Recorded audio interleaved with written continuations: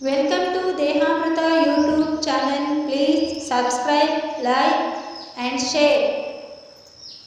Hi friends, ಬನ್ನಿ ಇವತ್ತು ಜ್ವರಕ್ಕೆ ಒಂದು ಮನೆಯಲ್ಲೇ ಕಷಾಯ ಮಾಡೋದನ್ನು ಯಾವ ರೀತಿ ಅಂತ ತೋರಿಸ್ತಾ ಇದ್ದೀನಿ. ನನ್ನ ಮಗನಿಗೆ ನೈಟ್ ಫುಲ್ ಜ್ವರ ಇತ್ತು. ಅದಕ್ಕೆ ನಾನು ಬೆಳಗ್ಗೆನೇ ತಕ್ಷಣಕ್ಕೆ ಯಾವ ಡಾಕ್ಟರ್ಸ್ ಸಿಗೋಲ್ಲ ಅಂತ ಹೇಳಿ ಮನೆಯಲ್ಲೇ ಸ್ವಲ್ಪ ಜ್ವರದ ಕಷಾಯನ ಮಾಡಿ ಹಾಕ್ತಾ ಇದ್ದೀನಿ.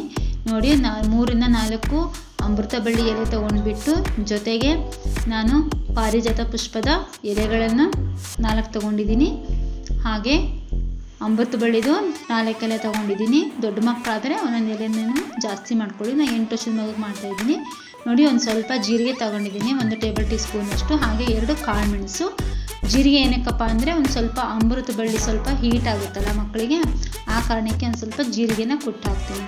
ನೋಡಿ, ಈ ಪಾರಿಜಾತ ಪುಷ್ಪದ ಎಲೆಗಳನ್ನು ನಾವು ಜ್ವರಕ್ಕೆ, ವೈರಲ್ ಫೀವರ್ಗೆ ಇದರ ಕಷಾಯ ಮಾಡ್ಕೊಂಡು ಕುಡಿಯೋದ್ರಿಂದ ನಮಗೆ ತುಂಬ ಬೇಗನೆ ಹುಷಾರಾಗುತ್ತೆ.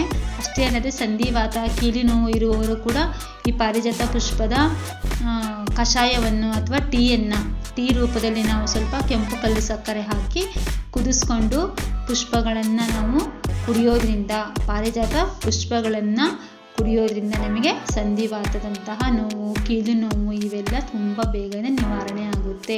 ನಾವು ಟೀ ಕುಡಿಯೋ ಬದಲು ಈ ರೀತಿ ಪಾರಿಜಾತ ಪುಷ್ಪದ ಪುಷ್ಪ ಆಯಿತು, ಆಮೇಲೆ ನಿತ್ಯ ಪುಷ್ಪದ ಎಲೆಗಳನ್ನು ಟೀ ಥರ ನಾವು ಡಿಕಾಕ್ಷನ್ ರೀತಿ ಮಾಡ್ಕೊಂಡು ಕುಡಿಯೋದ್ರಿಂದ ನಮ್ಮ ದೇಹಕ್ಕೆ ತುಂಬ ಒಳ್ಳೆಯದು. ಹಾಗೆ ನೋಡಿ, ಸ್ವಲ್ಪ ಮೈಕೈ ನೋವು ಅಂತ ಇದ್ದ. ನೋಡಿ, ಮೈಕೈ ನೋವಿಗೆ ನಾನು ಅದಕ್ಕೆ ಏನು ಹಾಕ್ತಾಯಿದ್ದೀನಪ್ಪ ಅಂದರೆ, ಕುದಿಯುವಾಗ ಒಂದು 3ರಿಂದ 4 ಎಲೆಯಷ್ಟು ಬಿಲ್ವಪತ್ರೆಯನ್ನು ಹಾಕ್ತಾಯಿದ್ದೀನಿ. ಬಿಲ್ವಪತ್ರೆ ಇದ್ದರೆ ಹಾಕಿ, ಇಲ್ಲಾದರೆ ನೀವು ಸ್ಕಿಪ್ ಮಾಡ್ಕೋಬೋದು. ಸ್ವಲ್ಪ ಕಷಾಯ ಜಾಸ್ತಿನೇ ಕುದೀತು, ಒಂದು ಸ್ವಲ್ಪ ಇದು ಒಳ್ಳೆ ಚೆನ್ನಾಗಿ ಡಿಕಾಕ್ಷನ್ ಥರ ಆಗಿದೆ. ಅದಕ್ಕೆ ನೀವು ಬೇಕಿದ್ದರೆ ನಾನು ಸ್ವಲ್ಪ ಬೆಲ್ಲ ಹಾಕಿ ಕುದಿಸಿದ್ದೀನಿ. ಇಲ್ಲ ಕೊನೆ ಸ್ವಲ್ಪ ಜೇನುತುಪ್ಪ ಹಾಕಿ ಕೊಟ್ಟರು ಕೂಡ ಮಕ್ಕಳು ತುಂಬ ಖುಷಿಯಿಂದ ಇಷ್ಟಪಟ್ಟು ತಿಂತಾರೆ. ನೋಡಿ, ಸೂಪರ್ ಆಗಿದೆ ಅಂತ ಹೇಳ್ತಾ ಇದ್ದಾನೆ ನನ್ನ ಮಗ. ತುಂಬ ಚೆನ್ನಾಗಿರುತ್ತೆ, ಬೇಗ ಹುಷಾರಾಗುತ್ತೆ ಫ್ರೆಂಡ್ಸ್. ಅಷ್ಟೇ ಅಲ್ಲದೆ ನೋಡಿ, ನಾನಿವಾಗ ಬಿಸಿ ಹಾಲಿಗೆ ಅಶ್ವಗಂಧದ ಪುಡಿಯನ್ನು ಹಾಕಿ ನನ್ನ ಮಗಕ್ಕೆ ಕೊಡ್ತಾಯಿದ್ದೀನಿ. ಇದು ಡೈಲಿ 2 ದಿವಸಕ್ಕೊಂದ್ಸಲ ಕೊಡ್ತೀನಿ ಫ್ರೆಂಡ್ಸ್. ನಾನು ಅಶ್ವಗಂಧ ಹಾಗೂ ಬ್ರಾಹ್ಮಿ ಪುಡಿಯನ್ನು ಹಾಕಿಬಿಟ್ಟು ಹಾಲಿಗೆ ಸ್ವಲ್ಪ ಜೇನುತುಪ್ಪ ಇದ್ದರೆ ಜೇನುತುಪ್ಪ ಹಾಕಿಬಿಟ್ಟು ಮಕ್ಕಳಿಗೆ ಕೊಡೋದ್ರಿಂದ ಇಮ್ಯುನಿಟಿ ಪವರ್ ಬೂಸ್ಟ್ ಆಗುತ್ತೆ. ಅಷ್ಟೇ ಅಲ್ಲದೆ ಮಕ್ಕಳಿಗೆ ಮೂಳೆಗಳಿಗೆ ಶಕ್ತಿ ಕೊಡುತ್ತೆ, ನರಗಳಿಗೆ ಬಲ ಕೊಡುತ್ತೆ. ಹಾಗೆ ಬ್ರಾಹ್ಮಿ ಪುಡಿಯ ಎಲೆಯನ್ನು ಹಾಕೋದ್ರಿಂದ ಏನಪ್ಪ ಸಹಾಯ ಆಗುತ್ತೆ ಅಂದರೆ ಮಕ್ಕಳಿಗೆ ಬುದ್ಧಿಶಕ್ತಿ ಚುರುಕಾಗುತ್ತೆ. ಹಾಗೆ ಮೆದುಳಿನಲ್ಲಿ ರಕ್ತ ಸಂಚಾರ ಚೆನ್ನಾಗಾಗುತ್ತೆ.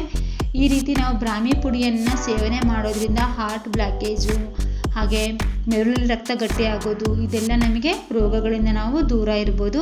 ಈ ರೀತಿ ಮನೆಯಲ್ಲೇ ಆದಷ್ಟು ನಾವು ಮನೆಮದ್ದನ್ನು ಮಾಡಿಬಿಟ್ಟು ಮಕ್ಕಳಿಗೆ ಕೊಡೋಣ. ಜೊತೆಗೆ ಹಾಸ್ಪಿಟ್ಲು ಕೂಡ ಮಾಡಬೇಕು, ಕೇವಲ ಇದ್ರ ಮೇಲೇ ಡಿಪೆಂಡ್ ಆಗೋದಿಲ್ಲ.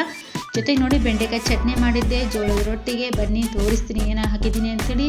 ಅಚ್ಚ ಖಾರದ ಪುಡಿ, ಹಾಗೆ ಹುರಿದಿಟ್ಟಂತಹ ಬೆಂಡೆಕಾಯಿ, ಹಾಗೆ ಹುರಿದಂತಹ ಹಸಿಮೆಣಸು, ಟೊಮೊಟೊ, ಅಚ್ಚು ಖಾರದ ಪುಡಿ, ಬೆಲ್ಲ, ಜೀರಿಗೆ, ಸ್ವಲ್ಪ ಹುಣಸೆ ಹಣ್ಣು ಹಾಕಿಬಿಟ್ಟು ಮಿಕ್ಸಿಗೆ ಹೊಡೆದ್ರೆ ಬೆಂಡೆಕಾಯಿ ಚಟ್ನಿ ಜೋಳದ ರೊಟ್ಟಿ ಜೊತೆ ತಿನ್ನಲಿಕ್ಕೆ ರೆಡಿ ಆಯಿತು. ಬೆಳ್ಳುಳ್ಳಿ, ಉಪ್ಪು, ಜೀರಿಗೆ, ಹಾಗೆ ಹುರಿದಿಟ್ಟಂಥ ಈ ಪದಾರ್ಥಗಳನ್ನು ಹಾಕಿ ಒಂದು ಟ್ರಿಪ್ಪು ಹಾಫ್ ಆನ್ ಮಾಡಿದರೆ ಫೈನಾಗಿ ನಮಗೆ ಚಟ್ನಿ ರೆಡಿ ಆಗುತ್ತೆ. Thank you for watching friends. Bye.